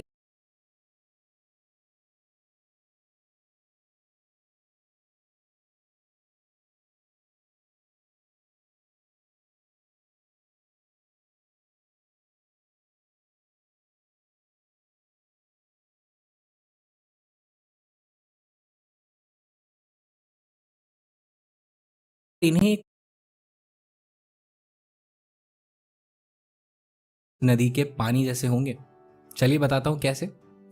आपको नदियों के बारे में एक खास बात पता है? वो जब पहाड़ से निकलती हैं तो अपने लिए एक रास्ता बनाती चलती हैं। मान लीजिए कि एक नदी को कोई रास्ता ही ना मिले, ऐसे में तो उसका पानी कहीं भी बहने लगेगा। वैसे ही हमारे आइडियाज हैं, अगर इन्हें एक प्रॉपर डायरेक्शन ना मिले तो ये इधर उधर बहने लगेंगे। पर हम इनके लिए एक रास्ता कैसे बना सकते हैं? ये करने के लिए हमें कनेक्शन स्ट्रैटेजी को यूज करना होगा। अगर आप अपने आइडियाज को लिंक नहीं करेंगे तो वो कभी एक मीनिंगफुल इंसाइट का रूप नहीं ले पाएंगे। आपके पास जितने आइडियाज घूमते फिरते रहेंगे उतने ज़्यादा चांसेस होंगे कि इन्हें कनेक्ट करके आप एक सेंस बना पाएं और ये एक डिस्कवरी करें। कुछ आइडियाज साथ में जुड़ते हुए नहीं नजर आते, पर एक्सीडेंटली आइडियाज के बीच एक लिंक बन जाता है और ये हमारे काम आता है। कई बार दो गलत तार जुड़ जाने से भी एक नया इन्वेंशन हो जाता है। अब इसका ये मतलब नहीं कि आप एकदम एब्सर्ड चीज़ों को साथ में जोड़कर इनका मतलब ढूंढने की कोशिश करने लगे, पर हाँ, अपने हर नए आइडियाज को पुराने वालों से जोड़कर देखने में क्या हर्ज है। ऐसे ही आप अनफैमिलियर चीज़ों का सामना कर पाते हैं और यही आपका इंसाइट बनती है। इन आइडियाज को अपने आसपास ढूंढते रहने का एक बड़ा ही अच्छा तरीका है जिसे हमें गैरी क्लीन ने सजेस्ट किया है। उनका कहना है कि हमें नए नए सिनारियोज से एक्सपोज होते रहना चाहिए। नए लोगों से मिलना और उनके काम को, उनकी लाइफ को समझना हमें हेल्प कर सकता है। यह हमें आइडियाज से भर देगा और हम कई सारे कॉन्सेप्ट्स को जान पाएंगे। आपको कभी नहीं पता कि कौन सा कॉन्सेप्ट आपको डिस्कवरी के लिए एक नया मोड़ दे दे। पर दोस्तों, सबके लिए इतने सारे आइडियाज को बटोरना जरूरी नहीं है। ये करने की जरूरत सिर्फ उन लोगों को है जो कनेक्शन के जरिए इनसाइट्स तक पहुंचने की कोशिश करते हैं। साथ ही साथ जरूरी नहीं कि हर इंसान के साथ परसेप्शन फिल्टर की प्रॉब्लम हो। कई लोग कॉन्ट्रडिक्शंस को एक्सेप्ट कर लेते हैं, तो फिक्स्ड बिलीव्स को तोड़ने की जरूरत भी उन लोगों को ही है जो कॉन्ट्रडिक्शन से बचने की कोशिश करते हैं। चलिए मान लेते हैं कि आप वो इंसान है जो कॉन्ट्रडिक्टरी बिलीव्स को एक्सेप्ट कर लेता है और कनेक्शन का यूज भी नहीं करते हैं। अब आपके लिए कौन सी स्ट्रैटेजी काम करेगी जिससे आप अपने इंसाइट्स को हैम्पर होने से बचा सकें? इसके जवाब में ऑथर ने एक कॉमन तरीका सजेस्ट किया है जो हम सभी के काम आएगा। कान ऐसे पकड़े या वैसे, बात तो एक ही है। दोस्तों, ये स्टेटमेंट हमें अक्सर सुनने को मिल ही जाता है, पर यह बिल्कुल भी सही नहीं है। आप कान को कैसे पकड़ने की कोशिश करेंगे उससे कई चीजें बदल जाएंगी। जैसे कि आपको उसी काम के लिए कितना एफर्ट देना पड़ेगा और आपके हाथ की डायरेक्शन भी बदल जाएगी। ऐसे ही आप इनसाइट को कैसे पकड़ने की कोशिश कर रहे हैं, इससे कई सारे फैक्टर्स बदल जाएंगे।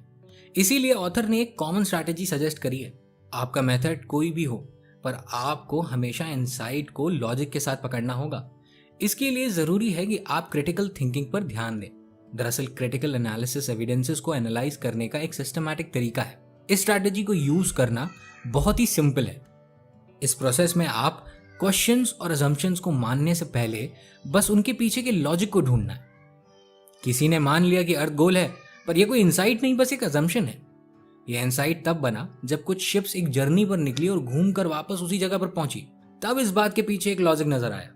किसी भी इंफॉर्मेशन को आपको बस इस प्रोसेस में रखकर एनालाइज करना होगा।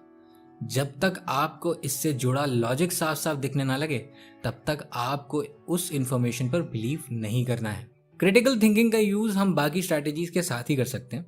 यह आपके इंसाइट्स को वेरीफाई करने का बहुत ही अच्छा तरीका साबित होगा। साथ ही साथ कई बार जब हम स्ट्रैटेजीज का इस्तेमाल करते समय फ्लॉड बिलीव्स का शिकार हो जाते हैं, तब ये क्रिटिकल थिंकिंग हमारे काम आएगी। अब हम ये जान चुके हैं कि इंसाइट से जुड़ी अपनी प्रॉब्लम्स को कैसे सॉल्व करना है, पर दोस्तों, वो नॉलेज ही क्या जो किसी और के काम ना आ सके। दूसरों के इंसाइट से जुड़ी दिक्कतों को सॉल्व करने से भी आपको बेनिफिट होगा। और आप ये कैसे कर सकते हैं और इसके क्या फायदे हैं, ये जानेंगे हम अगले एपिसोड में।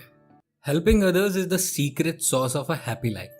दोस्तों, जिंदगी में किसी और के लिए कुछ करना बहुत ही खास एहसास होता है। पिछले एपिसोड में हमने बात की कि कैसे आप अपने इंसाइट्स के साथ आने वाले इश्यूज को सॉल्व कर सकते हैं। अब हम जानेंगे कि आप अपने आसपास के लोगों को इंसाइट गेन करने में कैसे हेल्प करेंगे। अब दोस्तों, दूसरों के इंसाइट को फिक्स करने के लिए सबसे पहला स्टेप है कि आप उनके फ्लॉड बिलीव्स को फिक्स करें। पर आप जिस बात से वाकिफ नहीं, उसे फिक्स कैसे करेंगे? इसके लिए सबसे पहला स्टेप होगा कि आप खुद उन फ्लॉड बिलीव्स को समझें। यही इस काम का सबसे टफ पार्ट है, क्योंकि आपको खुद को एनालाइज नहीं करना, बल्कि किसी और के माइंडसेट को पूरी तरह से परखना है। यह काम मुश्किल इसलिए है क्योंकि आप किसी को कितना समझ पाते हैं, इसका यहाँ पर डायरेक्ट इफेक्ट होगा। इस काम में दूसरी कॉम्प्लिकेशन आती है, कंफ्यूजन। आप स्ट्रैटेजीज और मेथड्स को लेकर काफी क्लियर हो सकते हैं, पर उन्हें किसी और पर अप्लाई करते वक्त अक्सर हमें मुश्किल हो ही जाती है। यही आपके और उसके बीच कंफ्यूजन को क्रिएट करता है। इसे दूर करने के लिए जरूरी है कि आप पहले ये समझें कि दूसरे इंसान की थिंकिंग में क्या खामियां हैं और सबसे पहले उन्हें दूर करने पर फोकस करें। ये काम थोड़ा सा कॉम्प्लेक्स भले ही हो, पर इसे पेशेंस के साथ पूरा करना पॉसिबल है। और फिर एक बार जब आप सामने वाले इंसान के बिलीफ के फ्लॉज को समझ गए हैं, तो इसके बाद आपको उसकी डिजायर्स को समझने की तरफ बढ़ना होगा। दोस्तों, हम क्या पाना चाहते हैं उसके हिसाब से ही हम अपने दिमाग को ट्रेन कर लेते हैं। अब इन डिजायर्स में आपको सब कुछ नहीं जानना, बस आपको इतना पता होना चाहिए कि वो इंसान जिस प्रॉब्लम को सॉल्व करना चाहता है वो क्या है। इसके साथ साथ उस इंसान की एक्सपर्टीज पता होना भी जरूरी है। जब आप ऐसा करेंगे तो आप उस इंसान को खुद ब खुद इनसाइट्स पा लेने में मदद कर पाएंगे, क्योंकि आप उस पर इंफॉर्मेशन को पहाड़ नहीं गिराएंगे, बल्कि उसे धीरे धीरे इंफॉर्मेशन को समझकर कनेक्शन बनाने में मदद कर पाएंगे। अब जब आप इन दोनों बातों को समझ गए तो आप सामने वाले इंसान को बता सकते हैं कि उसके बिलीव्स में क्या फ्लॉज हैं। अभी तक आपने जो मेथड्स और स्ट्रैटेजी समझी, उन्हें दूसरे इंसान को समझाकर आप उनके इनसाइट्स के इश्यूज को फिक्स कर सकते हैं। बिना इन पॉइंट्स को समझे आप कभी ये नहीं बता पाएंगे कि इन प्रॉब्लम्स को सॉल्व कैसे करना है। कितना भी बड़ा डॉक्टर क्यों ना हो, बिना मर्ज जाने तो वो दवा नहीं दे सकता है ना। आप इन स्ट्रैटेजीज को खुद के लिए ऑप्टिमली यूज कर लेते हैं, क्योंकि आप खुद को बहुत अच्छे से जानते हैं। तो फिर ये भी तो जानते होंगे कि आपके बिलीव्स क्या हैं। हो सकता है आपका बिलीव सामने के बिलीव से कॉन्ट्रडिक्ट करता हो। जी हाँ, आप सही समझ रहे हैं। हमें सिर्फ उनके फ्लॉड बिलीव्स को ही नहीं समझना है, बल्कि उन्हें कॉन्ट्रडिक्ट भी करना है। लोगों के सामने उनके बिलीव से जुड़े कॉन्ट्रडिक्शन प्रेजेंट करने के दो फायदे हैं। सबसे पहला कि आप किसी और इंसान के पर्सपेक्टिव को समझ पाएंगे। बेसिकली आप उससे एम्पैथाइज करेंगे। एम्पैथी इस पूरे प्रोसेस का एक बहुत अहम हिस्सा साबित होगी। किसी और की लाइफ में क्या चीजें किस तरह से वर्क कर रही हैं, ये समझने के लिए आपको उसके जूतों में पैर डालकर देखना पड़ेगा। उम्मीद है कि आप इन स्ट्रैटेजीज को यूज करके अपने फ्रेंड्स और रिलेटिव्स की मदद करेंगे, और अगर आप ऐसा करने वाले हैं तो नीचे कमेंट्स में जरूर बताइएगा। तो दोस्तों, हमने समझा कि ऑर्गेनाइजेशंस कैसे हमारे इनसाइट्स को हैम्पर करती हैं, पर अपनी वर्क लाइफ में इनसाइट्स को यूज करके ग्रो करने की आज़ादी हम सभी लोग चाहते हैं, और ऐसा करना पॉसिबल भी है। इसीलिए आइए बढ़ते हैं अगले एपिसोड की तरफ और जानते हैं कि ये पॉसिबल कैसे होगा। Have no fear of perfection, you will never reach it. ये कोट एक बहुत ही मशहूर स्पेनिश पेंटर साल्वाडोर डाली ने कहा है। इसका मतलब साफ है कि परफेक्शन के पीछे मत भागो, क्योंकि उसे कभी पाया ही नहीं जा सकता। आप कैसे कहेंगे कि आप परफेक्ट हैं? उसका कोई मेजर नहीं है। दोस्तों, स्वागत है एक बार फिर से। आज मैं आपको एक मैनेजर बनाने वाला हूं। चौंक गए ना? मगर ये सच है। इस एपिसोड में हम चर्चा करने वाले हैं कि कैसे एक ऑर्गेनाइजेशन इनसाइट्स के बैरियर्स को खत्म करने के लिए खुद स्टेप ले सकती है, और उसे इनसाइट्स से क्या फायदा होगा। आप इस ऑर्गेनाइजेशन के एक मैनेजर हैं, ये मानते हुए हम इन टॉपिक्स पर आज चर्चा करेंगे। एक ऑर्गेनाइजेशन का सबसे पहला स्टेप लेना है बैलेंस के ऊपर। ये बैलेंस परफॉर्मेंस को इम्प्रूव करने वाले दोनों फैक्टर्स के बीच में होगा। अब आप एक मैनेजर हैं, तो आपका काम होगा कि आप सिर्फ एरर्स को कम करने के बजाय इनसाइट्स को बढ़ावा देने पर भी फोकस करें। ऑर्गेनाइजेशंस में काम करने वाले लोगों को अक्सर परफेक्शन का प्रेशर फील होता है। ये बात हम जानते भी हैं और मानते भी हैं। साथ साथ कि ऑर्गेनाइजेशन का सिस्टम प्रिडिक्टेबिलिटी पर काम करता है, हम इसको समझ चुके हैं। अब इन दोनों चीजों का इम्पैक्ट सिर्फ एम्प्लॉइज को ही ट्रैप नहीं करता, बल्कि मैनेजर्स को भी करता है। एरर्स पब्लिकली विजिबल होते हैं, साथ ही साथ इन्हें ट्रैक किया जा सकता है। अब आप एज अ मैनेजर तो ये कभी नहीं चाहेंगे कि आपकी गलतियां सबके सामने दिखें। इन रीजंस की वजह से मैनेजर्स को अक्सर काम को बहुत स्पेसिफाइड तरीके से बांटना पड़ता है। वो हर एक चीज को टाइम टेबल के हिसाब से सेट करते हैं। ये करके वो एरर्स को कम से कम करने की कोशिश करते हैं। इसका रिजल्ट ये निकलता है कि एम्प्लॉइज बस काम को पूरा करने वाले रोबोट बन जाते हैं, और इनसाइट्स के लिए कोई जगह ही नहीं बचती। इस प्रॉब्लम का एक ही सोल्यूशन है, ऑर्गेनाइजेशंस को एरर्स कम करने के तरीकों पर कम प्रेशर डालना होगा। ये उस बैलेंस को पाने का पहला तरीका होगा। अगर आप इनसाइट्स को बढ़ा नहीं सकते, तो एरर्स को कम करने पर भी इतना ज्यादा फोकस ना करें। ऐसा करने से एम्प्लॉइज सिर्फ गलतियां गिनने की मशीन बन जाएंगे। वो इन गलतियों को सही करने का तरीका कभी समझ ही नहीं पाएंगे। हालांकि ये करने से ऑर्गेनाइजेशन का रिस्क काफी बढ़ जाता है। ये रिस्क कंट्रोल को खो देने का होता है। एक ऑर्गेनाइजेशन के ऑपरेट कर पाने की सबसे बड़ी वजह यही है कि वहां हर एक चीज फिक्स तरीके से काम करती है। पर दूसरी ओर इनसाइट्स कभी फिक्स नहीं होते। बस यही एक फैक्टर है जो इस रिस्क को बढ़ाता है। ये तो आप भी जानते हैं कि हर चीज का अपना नफा नुकसान होता ही है।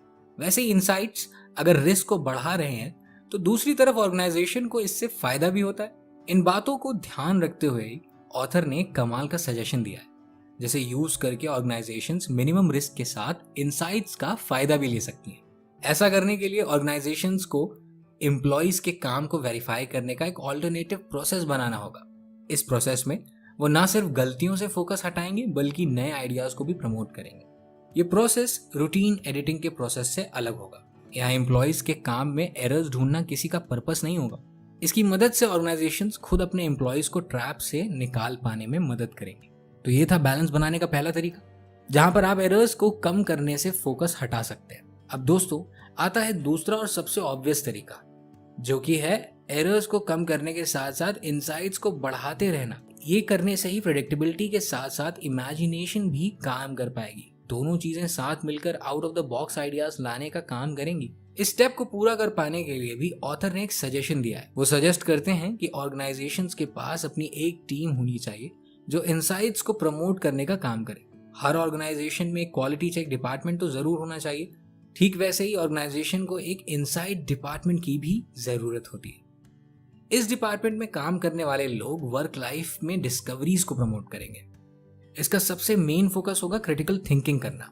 ये इनसाइट्स को एनालाइज करके उनमें छुपे लॉजिक्स को ढूंढने का काम करेंगे। इस सजेशन के बारे में आपका मानना क्या है? क्या एक मैनेजर के तौर पर आप इस मेथड को आप अपनी ऑर्गेनाइजेशन में यूज करेंगे? नीचे कमेंट्स करके जरूर बताइए। अब दोस्तों हम बैलेंस बनाने के दो इंपॉर्टेंट तरीके तो सीख चुके हैं। हम ये भी समझ चुके हैं कि इसमें रिस्क को भी ध्यान रखना होगा और साथ ही इनसाइट से फायदे भी होते हैं। पर किसी ऑर्गेनाइजेशन को इन इनसाइट से ऐसा क्या फायदा हो सकता है कि वो इतना बड़ा रिस्क ले? आप जरा मैनेजर बनकर एक पॉइंट ऑफ व्यू को समझिए। एक ऑर्गेनाइजेशन चलाना बहुत ही मुश्किल काम है। आए दिन कई सारी प्रॉब्लम्स का सामना करना पड़ता है। कभी कॉम्पिटिटर का प्रेशर, कभी टैक्सेस का भार, तो कभी इकोनॉमी की उतार चढ़ाव। ये सब तो खैर एक्सटर्नल फैक्टर्स हैं, पर कई सारे ऐसे इंटरनल फैक्टर्स भी होते हैं जिनकी वजह से ऑर्गेनाइजेशन का सिस्टम ठप हो जाता है। हमने खुद देखा है मार्केट में कई बड़ी कंपनियों को आते और डूबते हुए। हाइक मैसेंजर नाम की एक सोशल मीडिया कंपनी इसका बहुत अच्छा एग्जाम्पल है। ऐसे में कंपनीज को लगातार अपने बारे में इनसाइट्स मिलना बहुत इंपॉर्टेंट है। वो इनसाइट्स जो हमारे बारे में ही हो उन्हें हम सेल्फ इनसाइट्स का नाम देते हैं। ये सेल्फ इनसाइट्स ही एक ऑर्गेनाइजेशन को मार्केट के हिसाब से चलने की आजादी देते हैं। किसी भी ऑर्गेनाइजेशन को कैसे पता चलेगा कि उसके सिस्टम में ऐसी क्या दिक्कतें हैं जो उसे ग्रो करने से रोक रही हैं? ये तभी पॉसिबल है ना दोस्तों, जब ऑर्गेनाइजेशन के बारे में उसको खुद के इनसाइट्स पता हो। अब दोस्तों कई बार ये सही इनसाइट्स होने के बावजूद ऑर्गेनाइजेशंस इसका फायदा नहीं उठा पाती। ऐसा अक्सर इसलिए हो जाता है क्योंकि उनके अंदर विल पावर की कमी होती है। इन इनसाइट्स को समझने के बाद अगला स्टेप होता है इन पर एक्शन लेना। अब मैनेजर साहब को ये तो पता है कि दिक्कत कहाँ है, वो ये भी जान गए हैं कि उसे सॉल्व कैसे करना होगा, पर इसे करने के लिए उन्होंने कोई भी एक्शन नहीं लिया है। ऐसे में तो मैनेजर साहब की नैया डूबी जाएगी ना। ऑर्गेनाइजेशंस को अक्सर इन मार्केट में सस्टेन करने के लिए कल्चर और पॉलिसीज में चेंजेस लाने पड़ते हैं, पर वो इन चेंजेस को करने की विल पावर नहीं रखती। इसी वजह बदलते मार्केट में टिकती नहीं। इन ऑर्गेनाइजेशंस की तरह इनसाइट्स पर करी गई हमारी मेहनत भी बेकार हो जाएगी अगर हमने सही समय पर सही एक्शन नहीं लिया तो। एक्शन लेने के लिए हम इनसाइट को ट्रैक करना तो सीख चुके हैं, पर अब हमें इसे अनपैक करना होगा। लेकिन ये अनपैकिंग कैसे होगी और इससे हम इनसाइट के बारे में क्या सीख पाएंगे, ये जानने के लिए आपको मेरे साथ अगले एपिसोड की तरफ बढ़ना पड़ेगा। आपने कभी एक शेर के बच्चे को शिकार करना सीखते हुए देखा है? वो बड़ी ही बारीकी से बड़े शेरों को देखता है। वो ऑब्जर्व करता है कि कैसे एक बड़ा शेर अपने शिकार को पूरी तरीके से समझता है और उसे दबे पांव अपनी पकड़ में ले लेता है, और फिर इस तरह बड़े शेर के एक्सपीरियंस के हिसाब से ही छोटा शेर शिकार करना सीख जाता है। चलिए एक बार को मान लेते हैं कि वो छोटा शेर शिकार करने की इस क्राफ्ट को बस थ्योरीज पढ़कर सीख रहा है, पर जंगल में एक असल शेर को शिकार पर हमला करते हुए नहीं देख रहा। अब आप खुद सोचिए, क्या वो कभी एक अच्छा शिकारी बन पाएगा? दोस्तों लाइफ में कुछ चीजें प्रैक्टिकली ही समझी जा सकती हैं। अक्सर हम दूसरों के एक्सपीरियंस से बहुत कुछ सीख लेते हैं। आपने सुना होगा कि अगर आप सक्सेसफुल बनना चाहते हैं तो बस सक्सेसफुल लोगों को फॉलो करना शुरू कर दीजिए। अब तक तो आप इनसाइट्स के मतलब को बहुत अच्छे से समझ चुके हैं, हो सकता है अब आपका इनसे सामना भी होने लगा हो, आप इन्हें ट्रैक भी कर लेंगे, पर आपको इन्हें अनपैक करना होगा। मतलब अपने दिमाग के डिब्बे से इनसाइट्स को बाहर निकाल कर आपको उन्हें रियल लाइफ का हिस्सा बनाना होगा। यानी कि अब वक्त है दोस्तों एक्शन लेने का। एक्शन लेने से पहले एक आखिरी स्टेप बचता है, जो है इनसाइट्स का शिकारी बनना। इसके लिए आपको उन लोगों से सीखना होगा जो खुद इनसाइट्स को यूज कर चुके हैं। उनका एक्सपीरियंस आपके बहुत काम आ सकता है। आपको जानना होगा कि उस इंसान को इनसाइट कैसे आया और उसने क्या एक्शन लिया। अब सक्सेसफुल लोगों का सक्सेस मंत्र तो हम उनकी बायोग्राफी पढ़कर ही जान जाएंगे, पर किसी के इनसाइट के एक्सपीरियंस को आप बायोग्राफी पढ़कर नहीं जान पाएंगे, क्योंकि आप उनसे सवाल नहीं कर पाएंगे। इसके लिए ऐसे लोगों से बात करना और उनसे सवाल करना जरूरी है। ये एक नेचुरलिस्टिक तरीका है और ऑथर के हिसाब से किसी भी रिसर्च से ज्यादा फायदेमंद है। कोई भी अनरियलिस्टिक चीज जब हमारे सामने आती है तो रिसर्च उसे एक्सेप्ट कर पाने में चूक सकती है। पर दोस्तों, आप और मैं जानते हैं कि रियल लाइफ में कुछ भी हो सकता है, इसीलिए हम इन सिचुएशंस को इग्नोर नहीं कर सकते। ये करने के लिए आपको नेचुरलिस्टिक तरीकों को अपनाना होगा और वो करने के लिए आपको प्रोबिंग का सहारा लेना होगा। जो लोग सेल्स और मार्केटिंग से वाकिफ हैं वो प्रोबिंग की इंपॉर्टेंस भी जानते हैं। मार्केटिंग में प्रोबिंग एक बहुत ही इफेक्टिव तरीका है। इसकी मदद से मार्केटिंग में लोग अपने कस्टमर्स की नीड्स और उनकी डिसीजंस मेकिंग के फंडे को समझ पाते हैं। प्रोबिंग के लिए अक्सर सर्वेस का इस्तेमाल किया जाता है। हमें ये प्रोबिंग करके दूसरे लोगों का इनसाइट को लेकर एक्सपीरियंस जानना होगा। अब दोस्तों, आपको कभी पता नहीं होता कि कब आपका सामना एक इनसाइट से होगा।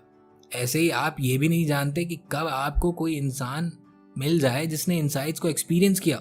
ये कहीं भी और कभी भी हो सकता है, तो इसके लिए आपको हमेशा तैयार रहना होगा। अब दोस्तों, प्रोबिंग के बारे में एक अहम बात है जो सेल्स के मेथड्स में सीखने को मिलती है। आपको उससे बात करके उसकी अंडरस्टैंडिंग के लेवल पर जाकर चीजों को समझना होगा। आपके क्वेश्चंस इतने इजी होने चाहिए कि कोई भी उनका जवाब देने से कतराए नहीं। साथ ही साथ आपको एक्टिव अप्रोच के साथ इंक्वायरी करनी होगी। जब आप ऐसा करेंगे तभी सामने वाला इंसान अपनी बात को और ज्यादा एक्सप्लेन करेगा और आपको और ज्यादा इंफॉर्मेशन मिल पाएगी। अगर आप ये एक्सपेक्ट नहीं करते कि आपको इस इंसान से कुछ वैल्यू मिल सकती है, तो आप कभी उस वैल्यू को अचीव कर ही नहीं पाएंगे। वो खुद से आपको अपना एक्सपीरियंस नहीं बताएगा, आपको खुद उसके अंदर से वो सारी बातें बाहर निकालनी पड़ेंगी। यहाँ आपको कुछ दिक्कतें भी आ सकती हैं। हो सकता है आपको काफी सारी ऐसी इंफॉर्मेशन मिले जो आपके काम की ही ना हो। ये भी पॉसिबल है कि उस इंसान का इंसाइट काफी अट्रैक्टिव लगे पर बिल्कुल भी लॉजिकल ना हो। इनके अलावा आपको एक और दिक्कत का सामना करना पड़ सकता है, वो ये कि आप सामने वाले के कहे गए पॉइंट को समझने में नाकाम हो जाए। क्योंकि दोस्तों, ये डिस्कशन सुनने के बाद आप जिन फैक्टर्स को समझने लगे, दूसरा इंसान उनसे फैमिलियर नहीं है। वो आपको अपना किस्सा तो सुना देगा, पर उसे ब्रेक करके उसमें से अपने काम की चीजें बटोरना आपके हाथ में है। और ये करने के लिए आप एक चेकलिस्ट बना सकते हैं। इस लिस्ट में 3 मेन क्वेश्चंस होंगे जिनका जवाब मिलना जरूरी है। अगर आप उन तीनों क्वेश्चंस को आंसर कर पा रहे तो आपकी प्रोबिंग सक्सेसफुल रही। अगर ऐसा नहीं हो रहा तो अभी आपको कुछ और फैक्ट्स को जानने की जरूरत है। तो सबसे पहले आइए जानते हैं कि 3 क्वेश्चंस क्या होंगे। सबसे पहले क्वेश्चन में आपको सामने वाले इंसान की नॉलेज को परखना होगा। नहीं, आपको उसकी डिग्री देखने की कोई जरूरत नहीं, बल्कि आपको उसका लॉजिक देखना होगा। इस क्वेश्चन में हम 2 चीजें लिखते हैं।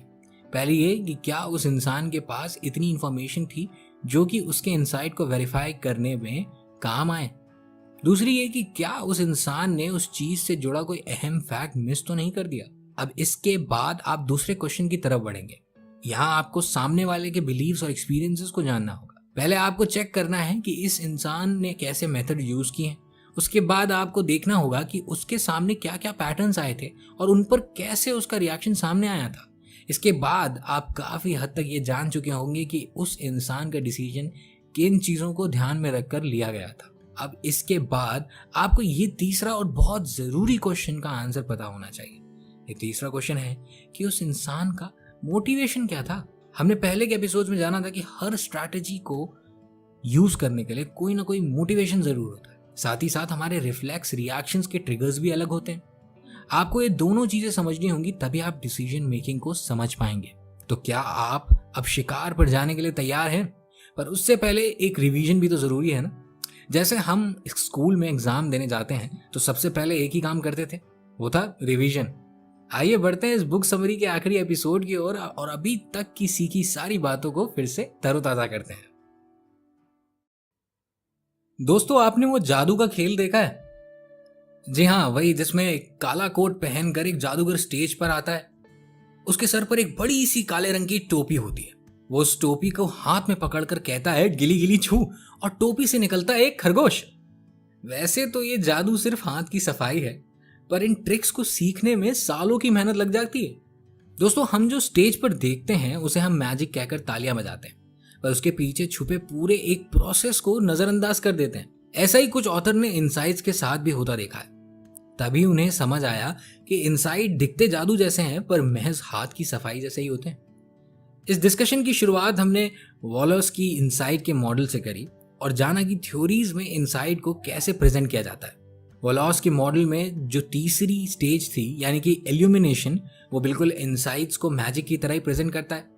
भले ही हम एग्जैक्टली ये ना जान पाए कि हमने जब इनसाइट को देखा तो एग्जैक्टली कौन सा मेथड यूज करा था, पर दोस्तों तब भी ये प्रोसेस कोई मिस्ट्री नहीं है। इस प्रोसेस में ऑथर ने 120 नेचुरल केसेस को स्टडी किया। उनके बेसिस पर बनी 5 स्ट्रैटेजीज इस बुक समरी का की पॉइंट रही। इन स्ट्रैटेजीज का इनसाइट से क्या कनेक्शन है, आप इसे बहुत ही अच्छे से जान चुके होंगे, और इनसे जुड़े कई सवालों का जवाब भी हमने पाया। इनमें से एक सवाल यह भी था कि इंक्यूबेशन इस प्रोसेस में कितना काम आता है। पता चला कि स्लो इनसाइट्स में इंक्यूबेशन अहम रोल प्ले करता है। क्यूरियोसिटी से सामने आने वाले इनसाइट्स भी इंक्यूबेशन पर डिपेंडेंट होते हैं। इस बुक समरी में हमने एक और बहुत अहम बात सीखी। वो ये थी कि इनसाइट हमारे आसपास हर जगह मौजूद है। कुछ बहुत ही स्ट्रांग होते हैं, इतने कि वो हमारे माइंडसेट से लेकर हमारे लाइफ के गोल्स तक सब कुछ बदल देते हैं। हालांकि कुछ इनसाइट्स बहुत ही छोटे और कॉमन होते हैं, और फिर भी उन्हें लगातार ट्रैक करना जरूरी है। दोस्तों, इस बुक समरी के बीच के एपिसोड्स में हमने जाना कि वो क्या रीजंस हो सकते हैं जो इनसाइट्स को रोकने का काम कर सकते हैं। हमें पता चला कि हमारी ऑर्गेनाइजेशंस भी इनमें से एक हैं। ऑर्गेनाइजेशंस हमें 2 ऐसे ट्रैप्स में फंसा देती हैं जिनसे हमारे इनसाइट्स को नुकसान पहुंचता है। लगातार एरर्स को कम करने की होड़ में ऑर्गेनाइजेशंस खुद भी मुसीबत में पड़ जाती हैं। इस प्रॉब्लम के साथ साथ हमने इसे सही करने के तरीके पर भी डिटेल में चर्चा करी। इन रीजंस में हमने खुद के बिलीव्स को भी देखा था। शायद अब तक आप अपने उन फ्लॉड बिलीव्स को सही भी करने लगे हो। अगर नहीं तो आज से ही इसे हैबिट बना लीजिए, और बिना डेटा को जाने किसी इंफॉर्मेशन को सही मत मान लीजिए। दोस्तों, ना ही सिर्फ हमने खुद के लिए इनसाइट्स गेन करना सीखा, बल्कि दूसरों को इनसाइट्स गेन करने में कैसे हेल्प कर सकते हैं हमने ये भी जाना। हमें पता चला कि ये करने के लिए हमें एम्पैथी के साथ दूसरों की बातें सुनना और समझना होगा। साथ ही साथ एक अहम बात, क्या आपको पता था कि इनसाइट्स हमें नई कहानियों पर ले जाती हैं? जी हाँ, ये कहानियां अजम्पशंस नहीं होती, बल्कि लॉजिकल नजरिया होती। पर जरूरी नहीं कि हर बार हम डायरेक्टली इन कहानियों पर पहुंचे। कई बार हमारे छोटे छोटे बिलीव्स ही चेंज होते होते हमें नई कहानी तक ले जाते हैं। दोस्तों, आखिर में गैरी क्लीन का बस इतना ही कहना है कि भले ही उन्होंने बहुत प्रैक्टिकल तरीके से इनसाइट्स को देखा हो, पर उसके आने पर जो अचानक से दिमाग की बत्ती जलने वाली फीलिंग है, उसे नकारा नहीं जा सकता। हम सभी जानते हैं कि वो खरगोश जादू से नहीं आया, पर उसे जादू मानते हैं। पर इनसाइट्स का जादू थोड़ा सा अलग है। ये किसी भी स्पेल को कह देने से बाहर नहीं आते। इनसाइट्स को लाने का मैजिक सिर्फ हमारे अंदर ही रहता है। तो दोस्तों, इसी के साथ सीइंग व्हाट अदर्स डोंट की ये चर्चा समाप्त होती है। इसे अडैप्ट किया था सार्थक तिवारी ने। उम्मीद है कि आप इनसाइट्स के बारे में काफी कुछ जान पाए होंगे और ये इन्फॉर्मेशन आपके काम आएगी। इस पूरे डिस्कशन में आपका फेवरेट एपिसोड कौन सा रहा है हमें कमेंट करके जरूर बताइएगा, और सुनते रहिए क्योंकि ऐसी ही दिलचस्प विषयों पर चर्चा जारी रहेगी।